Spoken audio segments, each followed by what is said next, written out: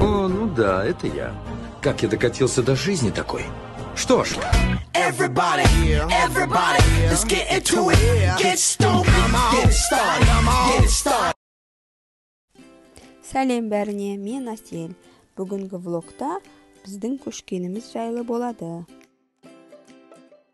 Әскери отбасы болғандықтан басқа жаққа көшіп жатырмыз.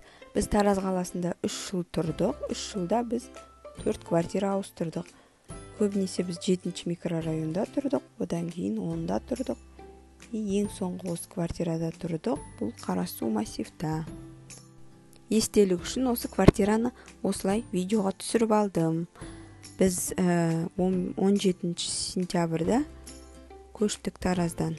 Қай қалаға көшкенімізді осы видеоның аяғында көре аласыздар.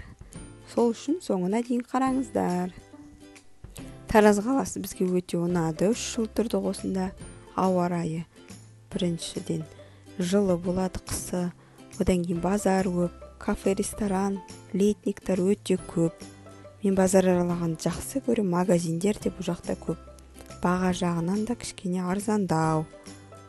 Тағы да адамдары да жақсы. Осылай Таразбен қоштасып, қош бол Тараз деп есігімізді жауып, жолға шықтық. Біз жолда әңгіме айтып, музыка тыңдап, ұйықтап келдік. Тез-тез жүрді водителіміз. Осындай жерге біз тоқтадық, тамақтанып алдық осы жерден. Сосын ары қарай жолға шығып кеттік.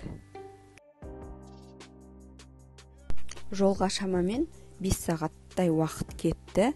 Неге көріп тұрғандарыңыздай келе жатырмыз. Кім байқағандай кім біледі? Бұл жер қай жер? Осылайша біз Жамбыл облысы, Қордай ауданы, поселок Гвардейскийға көшіп келдік. Осымен влогымыз аяқталды. Соңына дейін көрсеңіздер, рахмет. Каналыма тіркеліп, лайк басып, комментария жазып кетіңіздер. Сау болыңыздар.